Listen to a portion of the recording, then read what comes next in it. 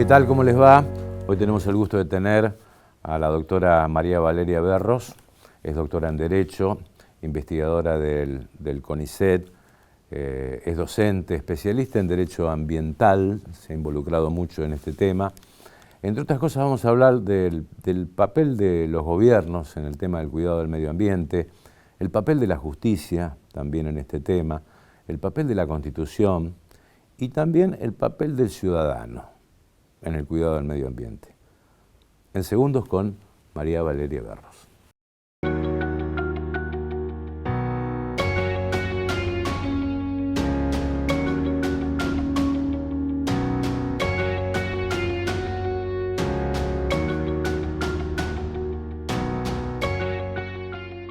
Hola, ¿cómo te va? ¿Qué tal, María? ¿Bien? Hola, ¿qué tal? Buenos días. Buen día.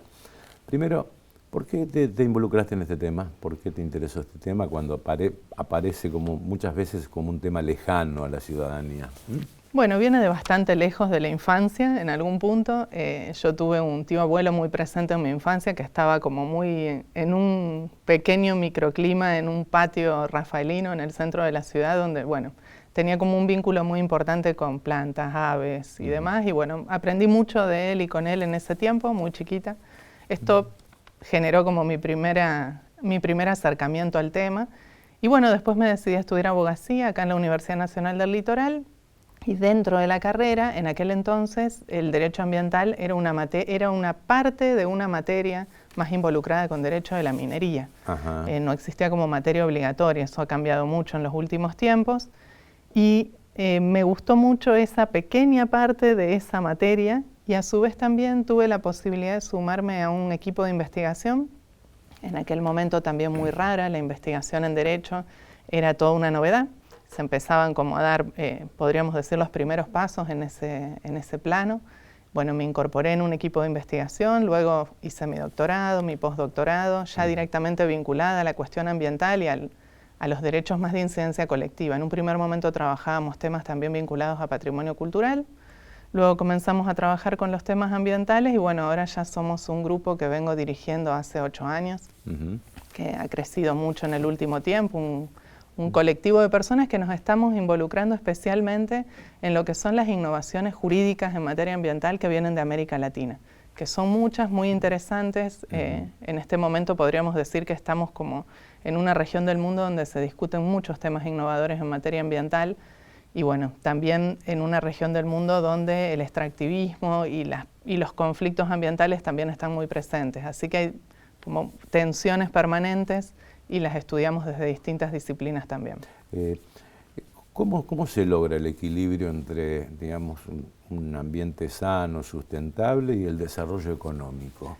¿Dónde se debe buscar el punto? Bueno, esa es una gran pregunta que ha sido la pregunta un poco también de origen de la cuestión ambiental, porque no nos olvidemos que el ambiente o la naturaleza siempre fueron vistos como una canasta medio ilimitada de recursos de la cual nos servimos. Eso rápidamente se vio que no era así, entonces se empezó a pensar que había que hacer una explotación más racional de los recursos. Luego se pasó a una mirada que tiene más que ver con una cuestión más holística, de proteger los ecosistemas y las interrelaciones entre todos esos recursos. Fue muy difícil proteger fragmentadamente cada uno de ellos.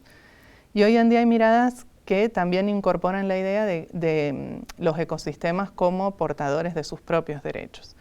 Entonces tenemos como distintas formas de ver un tema que es muy estructural, porque esto es una dimensión de una problemática o de un sistema en el cual estamos inmersos que tiene muchas aristas, el capitalismo global en este punto, y una de las aristas que el capitalismo global pone sobre la mesa y que en nuestras regiones cruza mucho este tema de desarrollo y ambiente, que tiene que ver con cuáles son los lugares en el mundo a donde existen esos recursos y cuáles son los lugares en el mundo a donde se plantean ciertas discusiones.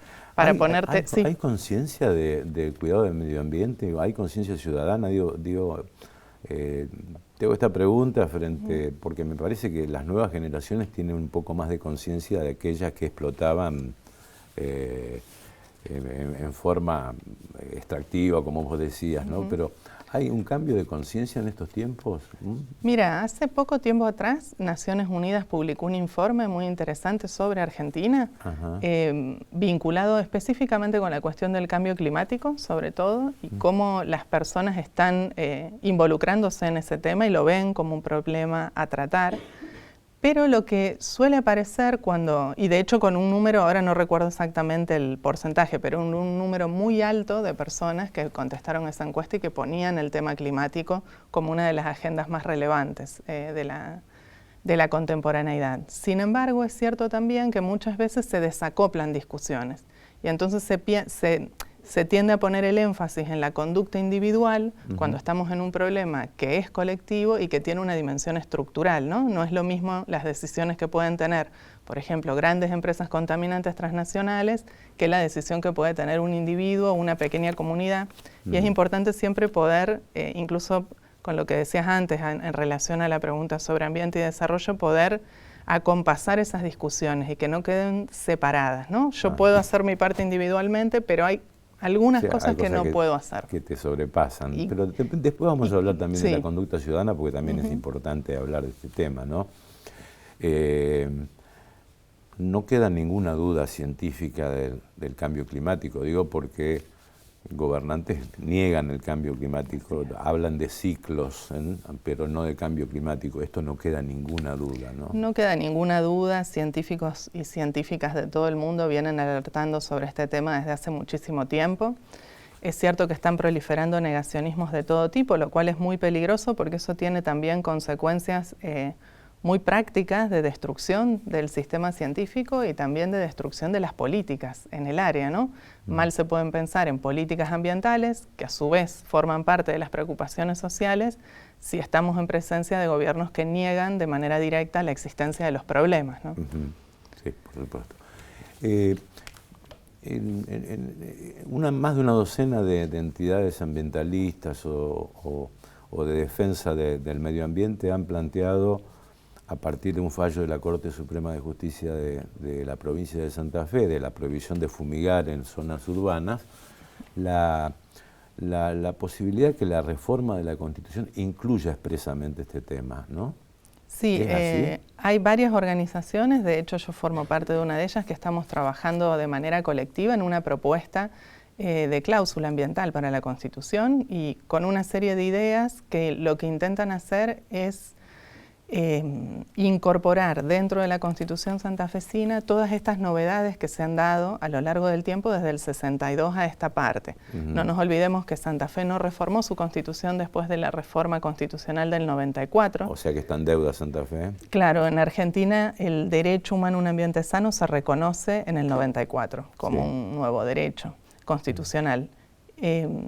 Pero después del 94 a esta parte también se han dado otros avances regulatorios muy importantes en materia ambiental, entonces tenemos acá una oportunidad histórica muy relevante, no solo de actualizar al 94, sino también al 2025 y pensando también en las generaciones por venir, ¿no? En que estamos pensando en un texto que es muy relevante para las sociedades, como lo es un texto constitucional, y que lo pensamos para un plazo que es bastante inmediato, no es para el mañana, sino para un futuro, porque duran varias décadas las constituciones. ¿Es importante el fallo de la Corte Suprema de la provincia sobre este tema? Es muy importante. No fumigar a menos de 1000 metros de los centros urbanos. Sí, de hecho, ese es un tema muy relevante para nuestra zona, pero es una de las actividades que ha generado también mayor cantidad de conflictividad en términos ambientales, en términos socioambientales, podríamos decir, y también un número importante de casos judiciales. Este caso, que llegó a la Corte Suprema... Sí, después de 9 años.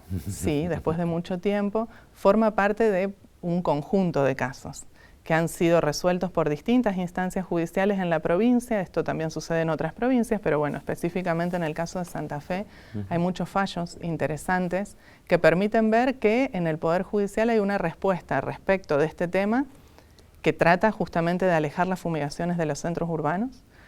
Después también nos encontramos con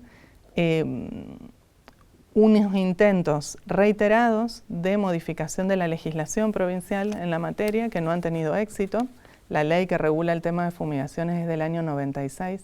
Han pasado mucho tiempo y se ha transformado mucho la actividad en el área. Entonces, bueno, hay ahí también una necesidad de actualización, pero eso no ha sucedido. Y sobre el tema, en la provincia se han desarrollado trabajos también interesantes con poblaciones. Nosotros llevamos adelante un proyecto de extensión en la universidad hace mucho tiempo ya, que se llama Acampe por una Justicia Ecológica.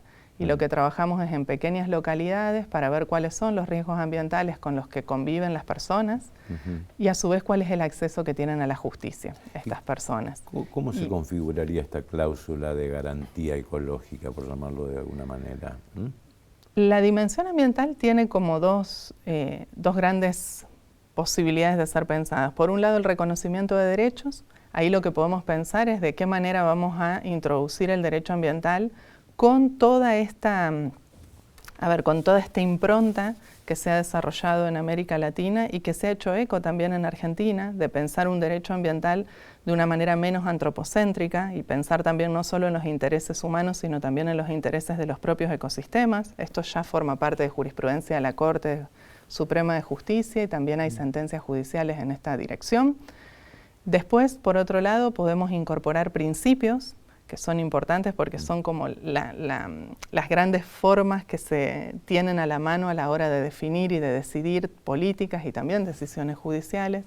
Instrumentos de gestión es un poco lo que generalmente suele formar parte de las cláusulas constitucionales y también considerar algunos institutos muy clásicos del derecho como el de la propiedad y pensar en su función social y ecológica también para actualizar la Constitución santafesina. Y la otra dimensión es la dimensión del diseño de las instituciones. Claro. Acá hay un punto muy importante que es cómo vamos a hacer para que existan mecanismos dentro de la Constitución que hagan que sean más participativas las decisiones en materia ambiental y después mecanismos que tiendan a la representación de la naturaleza, de las generaciones futuras. Hay como toda una serie de diseños institucionales que pueden ser parte de una constitución a la altura del tiempo contemporáneo. Si te interpreto bien, sí. Estamos hablando no solamente el daño al ecosistema, a la naturaleza, sino también el daño a la salud humana. Claro. Las dos cuestiones. En general, siempre los daños vinculados con ecosistemas tienen sus derivas y sus repliegues en términos de salud humana.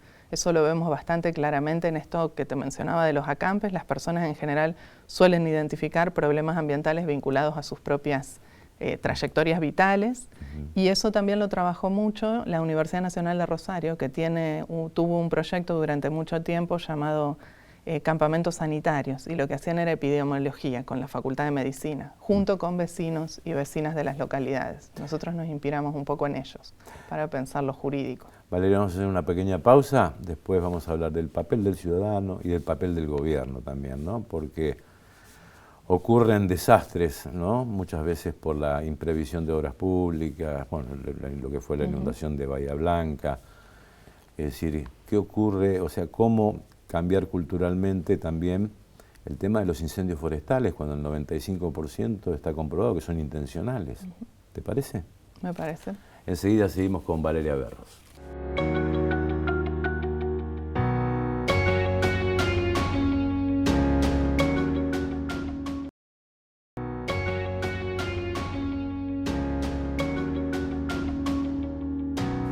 Bien, seguimos con la doctora Valeria Berros, doctora en Derecho, especialista en Derecho Ambiental. Están trabajando, como nos dijo en el bloque anterior, una serie de organizaciones para incluir dentro de la reforma de la Constitución de Santa Fe determinadas cláusulas de garantía para la supervivencia de nuestro sistema y nuestra propia supervivencia, ¿no?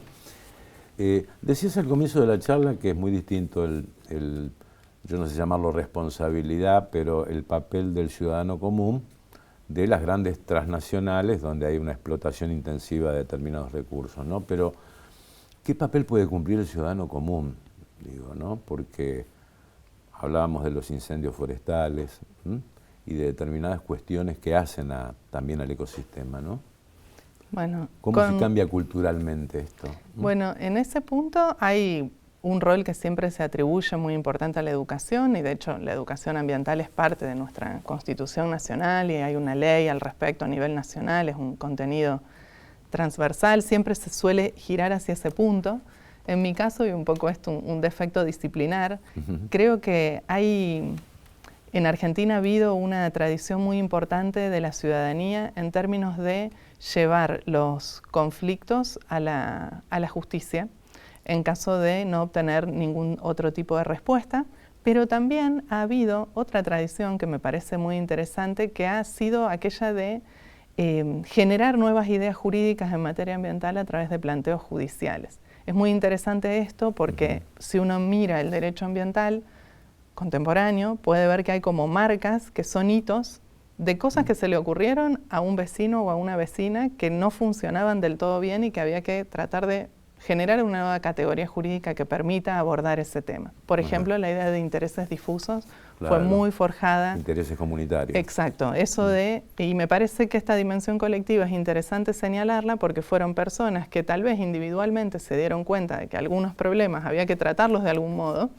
y forjaron casos judiciales que hicieron o que dieron lugar a todo un desarrollo sobre esa idea de lo difuso o lo que hoy también se conoce como derechos de incidencia colectiva. Y me parece que es interesante rescatar esto porque es algo que hace incluso a la propia historia del derecho ambiental y a la historia de conceptos y de categorías muy importantes del derecho ambiental, que creo que es interesante señalarlo porque a veces se ve como algo, como muy lejano poder generar esas transformaciones a partir de pequeñas historias y muchas veces esas pequeñas historias generan cambios o generan ideas que luego se replican.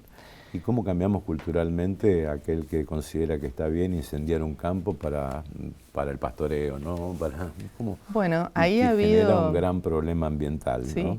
Ahí ha habido algunas situaciones bastante cercanas en el tiempo. Recordarás en la pandemia que estaban incendiadas las islas. Esto tiene mucho que ver con el sistema productivo nuestro, porque buena parte de esos incendios intencionales se daban para pastoreo de vacas y, bueno, cambio del uso del terreno, intereses inmobiliarios, bueno, muchos intereses cruzados allí, pero también si recordamos, en ese momento hubo una gran movilización social a raíz de esa situación y el tema se hizo visible y se dio lugar a una discusión pública tal vez mucho más relevante y más observable que lo que había sido anteriormente el tema del cuidado de los humedales y el tema de la contaminación y del aire. Esa discusión, Valeria, llegó cuando el humo llegó al obelisco, por los incendios del Delta, ¿o no? Sí, un poco sí, pero a nivel local es cierto que se dio lugar a una discusión de un nuevo tipo y que se dio lugar también al involucramiento de muchas personas que se sumaron a la campaña de la ley de humedales. Ahora, también algo que es interesante para pensar es que en ese momento estábamos en esa situación de gran discusión y de avances en una ley de presupuestos mínimos de protección de humedales para todo el país, que finalmente no se sancionó. Y hoy en día nos encontramos con el ascenso de discursos negacionistas de la cuestión ambiental en general o de discursos que tratan de involucrar una variable netamente económica para la protección del ambiente, ¿no? Y pensar, bueno, el problema es netamente de solución más mercantilista, por decirlo de alguna manera. Entonces eso es importante para ver también cómo el gran desafío en realidad es tratar de ver cómo una discusión se traba y se puede avanzar en un punto y no estar siempre tratando de evitar retroceder en los temas. Hoy lamentablemente estamos retrocediendo muchísimo en los temas, de hecho no tenemos institucionalidad. No hay Ministerio más de Ambiente en Nación, por ejemplo, y eso es un gran síntoma de la época, ¿no? Y es peligroso porque el tema ambiental y lo que mencionabas antes sobre el cambio climático, por ejemplo, está ya muy probado e incluso una plataforma intergubernamental de expertos y expertas de todo el mundo, el IPCC, que es quien va dando cuenta de cuál es el estado de situación del cambio climático y va marcando los escenarios posibles. Y ya la situación ha llegado a un límite muy difícil y se necesitan tomar medidas hoy en día. Entonces es muy peligroso el ascenso de este tipo de discursos que atacan directamente al sistema científico, no solamente a la cuestión ambiental, sino a un modo de conocer y un modo de validar conocimiento. Y ser una herramienta también para la gestión de los gobiernos, ¿no? Exactamente. Porque, es decir, hay obras públicas que no se hacen y Santa Fe se inundó en su momento Bahía Blanca se inundó por una lluvia también frente al negacionismo sí. de convectiva, también como herramientas para el diseño de los gobiernos, ¿o no? Sí, para la toma de decisiones. Ahí los temas ambientales ponen muy sobre la mesa que se necesita de la política, se necesita del sector científico, experto, por denominarlo de alguna manera, pero también se necesitan de los saberes de las propias comunidades que viven con este tipo de riesgos ambientales. De hecho, muchas veces las investigaciones científicas nacen porque comunidades empiezan a manifestar que están viendo algo que está cambiando en su entorno. Buena parte de las investigaciones que tienen que ver, por ejemplo, en esta zona, con la contaminación por pesticidas, tienen que ver con esas alertas que fueron lanzadas por las propias comunidades y que luego fueron retomadas por parte de otro tipo de saberes, el saber del sistema científico y tecnológico argentino y universitario, que fueron dando lugar a investigaciones que efectivamente probaron la cantidad de consecuencias que esto tiene en términos no solo de salud, también en términos de contaminación del agua, pérdida de biodiversidad. Claro. Por ejemplo, yendo a nuestro terreno aquí de Santa Fe, bueno, el gobierno municipal apuesta, o por lo menos apunta a un cambio de conductas, sin embargo, la ciudad es un mini basural. Sí. ¿Cómo se cambia esto, no? ¿Y qué es lo que implica tener basura acumulada en cada una de las esquinas de la ciudad? Sí, ese es un gran problema que tiene que ver un poco con qué se percibe también como riesgos ambientales y como problemáticas de una localidad. En este trabajo que estamos haciendo de extensión universitaria trabajamos mucho con este tema de cómo se perciben los riesgos como tales por parte de las poblaciones, y fíjate que la cuestión de los residuos es un tema que suele ser muy relevante junto con la cuestión de las fumigaciones. Sí. Y sin embargo, pareciera que hay algo que impide que esa preocupación social llegue a poder ser solucionada por parte de la política. Claro. Y de la conducta ciudadana, no sé si vos estuviste sí. muy cerca del informe en su momento que creo que trabajó el CONICET sobre la cantidad de toneladas de plásticos en la laguna Setúbal. Sí. Es decir, esto, ¿qué implica, digamos, en lo que es la fauna, bueno, las especies ictícolas? ¿Qué consecuencias trae si seguimos tirando botellas de plástico en la laguna, por ejemplo? Bueno, ahí hay varias investigaciones, buenas parte de ellas están en el INALI, que es uno de los primeros institutos de CONICET a nivel nacional, que queda acá en el Pozo. Y en términos de biodiversidad, lo que tenemos es una aceleración muy grande de la pérdida de especies por situaciones como estas a nivel global, porque eso se reitera a nivel global. Y así como en términos de cambio climático tenemos este conjunto de expertos, hay otro conjunto de expertos y expertas a nivel global, que es la plataforma intergubernamental sobre el estado de los ecosistemas, conocida como IPBES, que también va identificando este tipo de situaciones y muchas otras que van en una misma dirección, que es hacer que el mundo sea menos diverso, que haya menos biodiversidad y que se vayan extinguiendo especies y algunos fenómenos particulares. ¿Es una selección natural que proponen? No, se van extinguiendo en función de los distintos problemas no solo de contaminación, sino también de afectación del clima, porque el tema del clima no solo afecta a las personas humanas. De hecho, fíjate cómo habrá de articulaciones posibles entre los temas, que hay muchas personas que hacen biología de la conservación, con los que tenemos mucho diálogo, y que ya están pensando en función de los escenarios climáticos y dicen, bueno, si queremos preservar estas especies, no tenemos que proteger solo el lugar donde viven ahora, sino donde van a vivir en un futuro, cuando el clima cambie y tengan que trasladarse. Y entonces se van haciendo esas proyecciones. Algo interesante para pensar es, bueno, con este mundo, planeta contaminado en el que estamos, que ya está contaminado, ya tenemos un montón de problemas, bueno, ¿cómo partir de ahí, cómo salir, digamos, de ahí para pensar en otro mundo posible, ¿no? Cómo podemos cambiar hacia una dirección, y ahí hay que acoplar muchas cosas. ¿Es reversible el tema? Sí, estamos a tiempo, pero hay que trabajar. Hay que trabajar y hay que acoplar muchas cosas, y yo creo que sí, estamos a tiempo, pero el tiempo es limitado, y también es muy importante pensar en esa idea de que hay algo que podemos hacer, porque creo que lo peor que se puede hacer cuando pensamos en temas ambientales es decir, bueno, la suerte está echada, no queda más nada por hacer, porque es muy paralizante también esa idea. Gracias, Valeria, muy amable. Muchísimas gracias a ustedes por la invitación. Pasó Valeria Berros, gracias Jessy, Pipo, gracias Helene. Nos despedimos hasta nuestro próximo encuentro.